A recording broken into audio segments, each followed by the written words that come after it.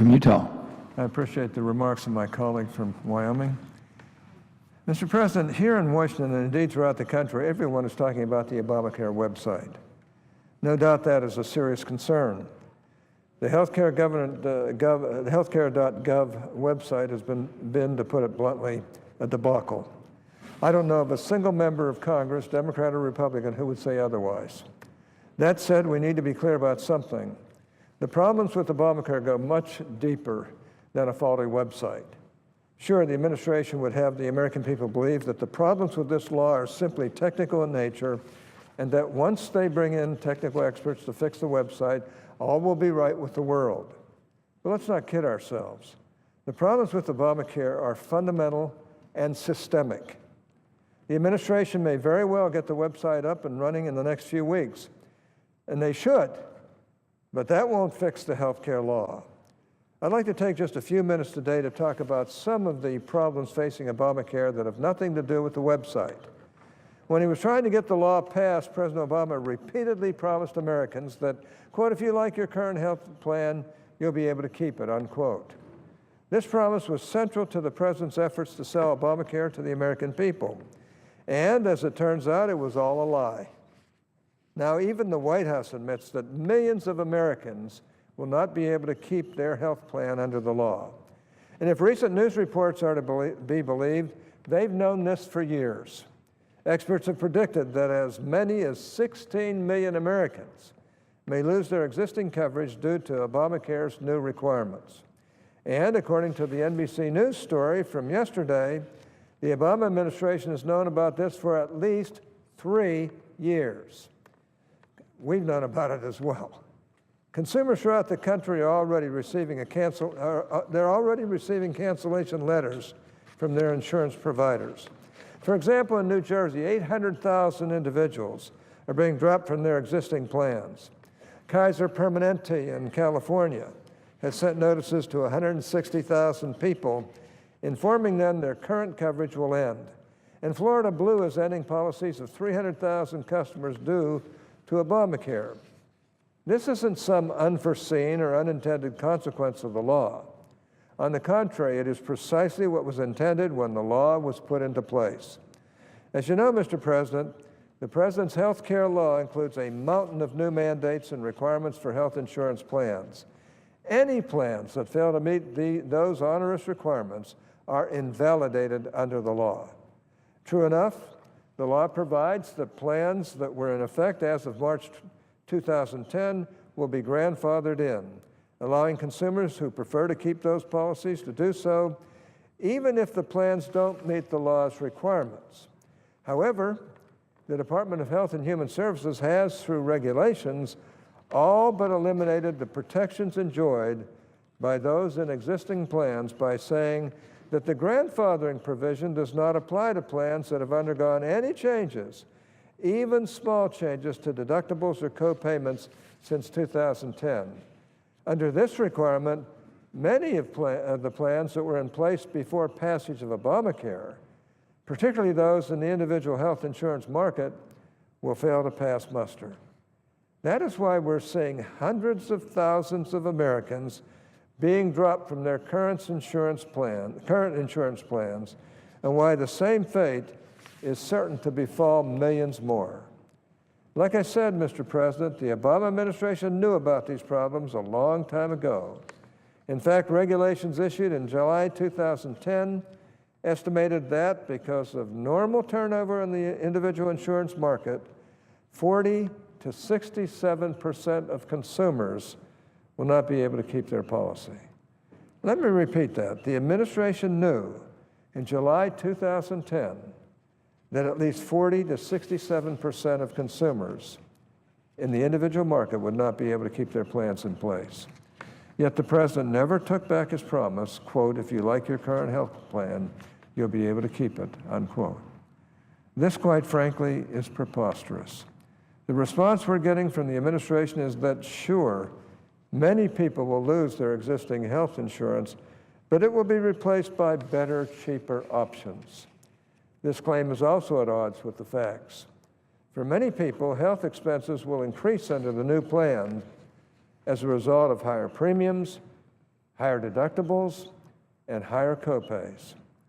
One study from the Manhattan Institute found that individual market premiums will increase 99% for men and 62% for women nationwide. For others, the new plans may not cover visits to their current doctor or the hospital they've used in the past. That's because insurers are reducing the number of doctors and hospitals covered by plans in the exchanges in order to reduce premium prices. These changes are a direct result of Obamacare's new requirements and mandates. I have received letters from my constituents all over Utah who are scared, who are angry, and who are confused about the changes they're facing. For example, Brenton in Provo, Utah currently has a high deductible plan and uses a health savings account. This arrangement works well for Brenton and his family, and they would like to keep it. Unfortunately, Brenton's plan has been canceled due to Obamacare. And the plan he will be required to purchase is more expensive and includes coverage that he just doesn't want.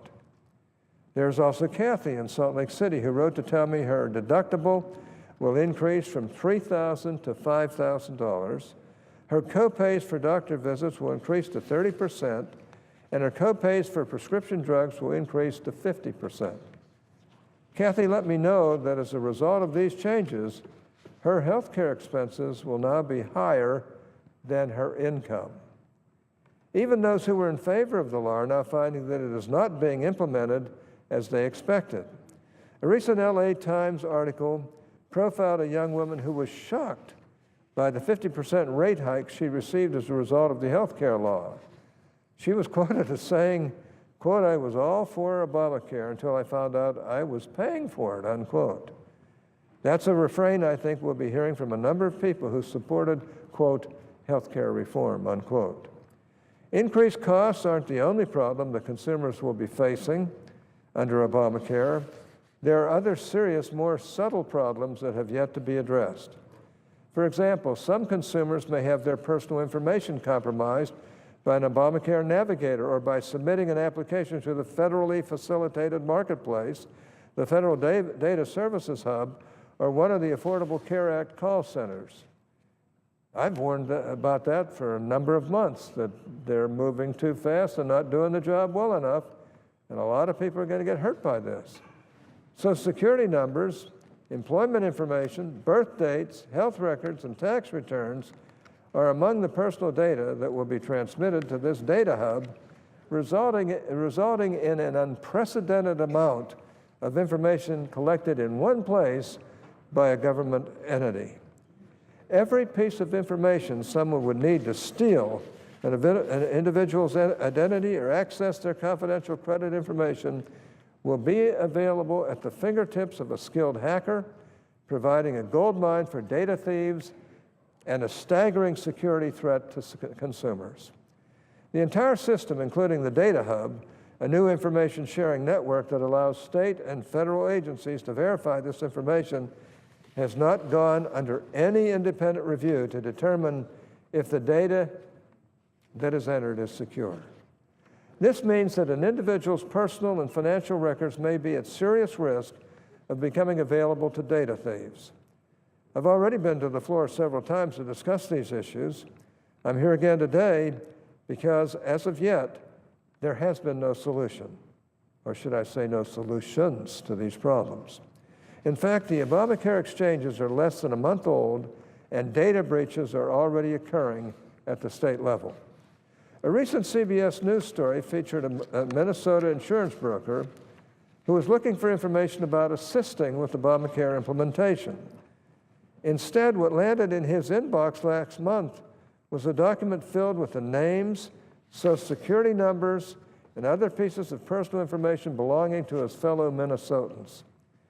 In one of the first breaches of the new Obamacare online marketplaces, an employee of the Minnesota marketplace called MN Sure accidentally emailed him a document containing personally identifying information for more than 2,400 insurance agents.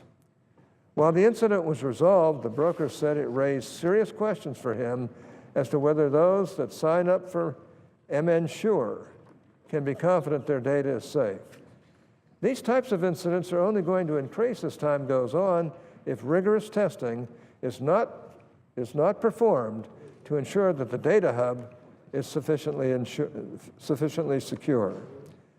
Despite assurances by the Chief Technology Officer for the administration in early September that, quote, we have completed security testing and received certification to operate, unquote, we all now know that, in fact, all the testing had not been completed until just days before the October 1st launch date, and that no third party expert had a chance to review it.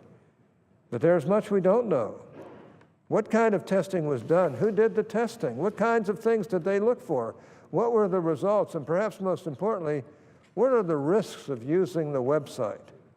To help get answers to these questions today, several of my colleagues on the Senate Finance Committee and I are sending a letter to Secretary Sebelius asking detailed questions about the testing protocols, what waivers were received with respect to the testing requirements, and any and all results of the limited testing that did occur. Hopefully that will enable Congress and the American people to better understand exactly what is broken with the system and help to ensure that it does not happen again.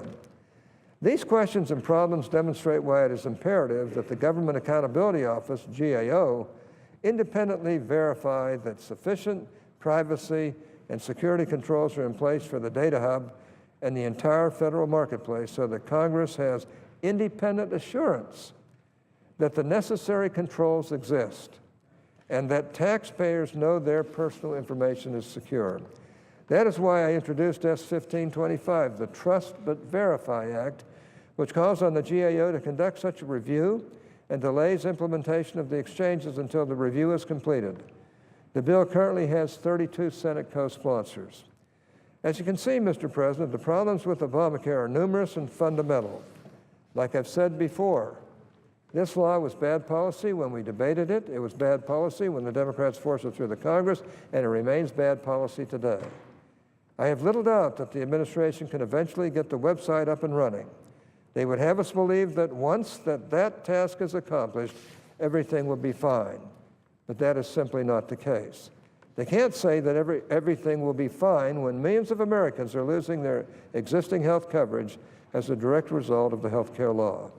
They can't say that everything will be fine when health care costs are continuing to skyrocket, even though the president claimed that his health law would bring costs down. And they can't say everything will be fine when consumers' personal information is at serious risk because the administration didn't take the proper precautions with its new data system. Like I said, Madam President, the healthcare.gov website has been a debacle, and the president is right to recognize it as such. But it would be a huge mistake to simply write off the problems with Obamacare as a simple IT problem. My own position on Obamacare is very clear. I support repealing the law in its entirety. My own position on Obamacare is that clear. As more and more Americans lose their health coverage they shop for and liked, and face outlandish costs as a result of the law, I believe that position will eventually be vindicated. But in the meantime, I think we can all agree that the law is simply not ready for prime time, and that, at the very least, it should be delayed so that we can protect the American people from further harm. I've made this call before, and I'm sure I'll make it again. Today, with all the new information we've received, the broken website, the security problems, the skyrocketing costs, and the millions of Americans losing existing coverage, I would hope my friends on the other side of the aisle will begin to see the light on this. I would hope that they will finally see what happens when one party tries to take on something as vast and complicated as our health care system all in its own without any help from the other. I would hope that they would work with us to come up with real solutions to our nation's health care problems. I'll keep waiting, Madam President, and if the problems we've seen in the last few weeks are any indication, I shouldn't have to wait too much longer. Madam President, I yield the floor.